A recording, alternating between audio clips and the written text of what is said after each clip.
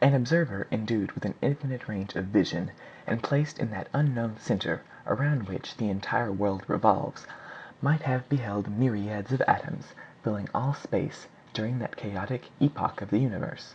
Little by little, as ages went on, a change took place. A general law of attraction manifested itself, to which the hitherto errant atoms became obedient. These atoms, combined together chemically according to their affinities, form themselves into molecules, and compose those nebulous masses with which the depths of the heavens are strewed. These masses became immediately endued with a rotary motion around their own central point. This center, formed of indefinite molecules, began to revolve around its own axis during its gradual condensation.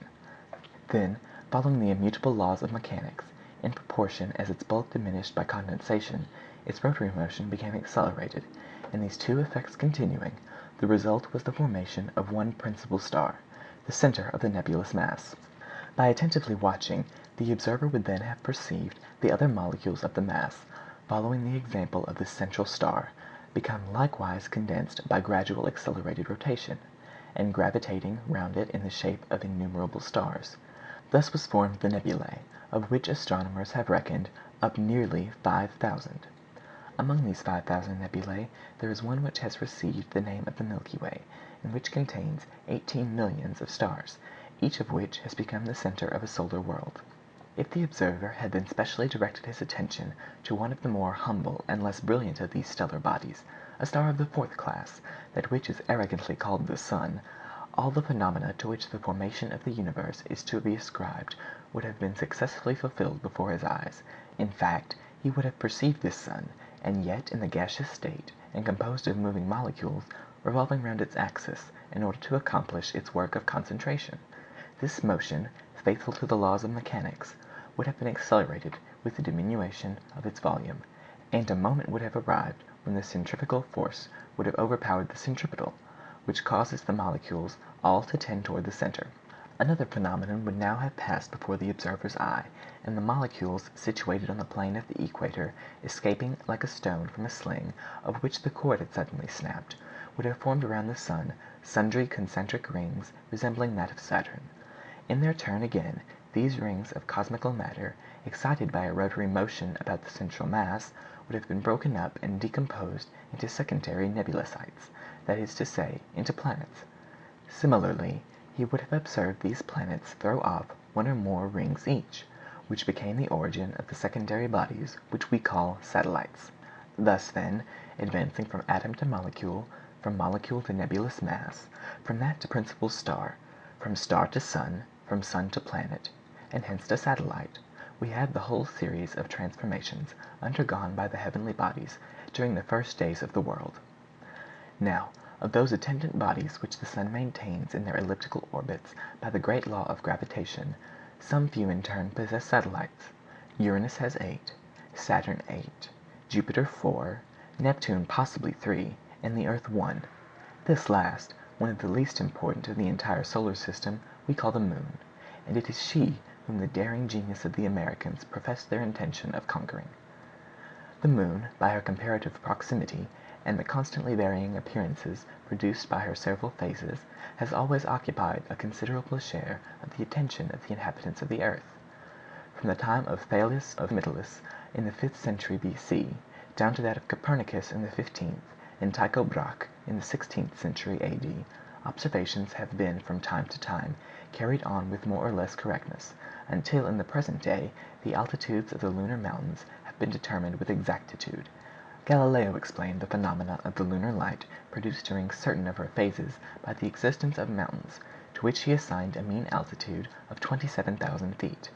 After him, Hevelius, an astronomer of Denstic, reduced the highest elevations to 15,000 feet, but the calculations of Riccoli brought them up again to 21,000 feet.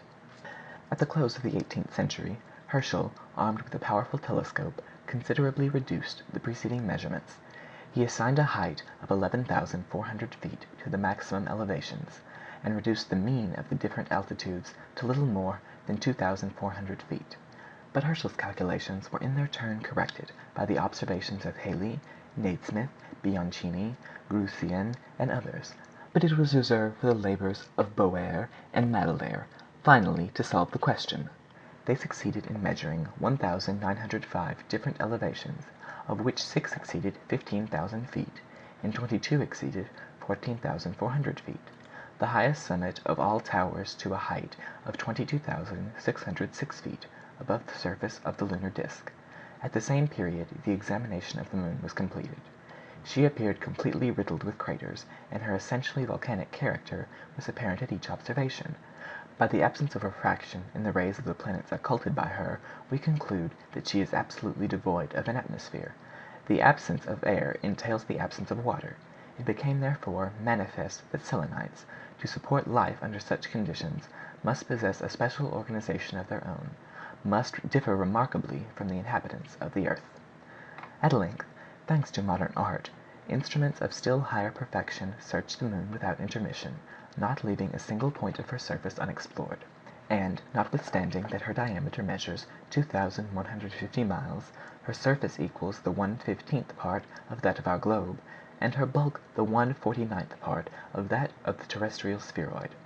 Not one of her secrets was able to escape the eyes of the astronomers, and these skilful men of science carried to an even greater degree their prodigious observations. Thus they remarked that, during full moon, the disk appeared scored in certain parts with white lines, and during these phases with black. On prosecuting the study of these with still greater precision, they succeeded in obtaining an exact account of the nature of these lines. They were long and narrow furrows sunk between parallel ridges, bordering generally upon the edges of the craters. Their length varied between 10 and 100 miles, and their width was about 1,600 yards. Astronomers called them chasms, but they could not get any further. Whether these chasms were the dried-up beds of ancient rivers or not, they were unable to thoroughly ascertain. The Americans, among others, hoped one day or other to determine this geological question. They also undertook to examine the true nature of that system of parallel ramparts discovered on the moon's surface by Grothusian, a learned professor of Munich, who considered them to be a system of fortifications thrown up by the Selenitic engineers. These 2 points, yet obscure, as well as others, no doubt, could not be definitely settled except by direct communication with the moon. Regarding the degree of intensity of its light, there was nothing more to learn on this point. It was known that it is 300,000 times weaker than that of our sun, and that its heat has no appreciable effect upon the thermometer. As to the phenomenon known as the ashy light, it is explained naturally by the effect of the transmission of the solar rays from the earth to the moon, which gives the appearance of completeness to the lunar disk, while it presents itself under the crescent form during its first and last phases.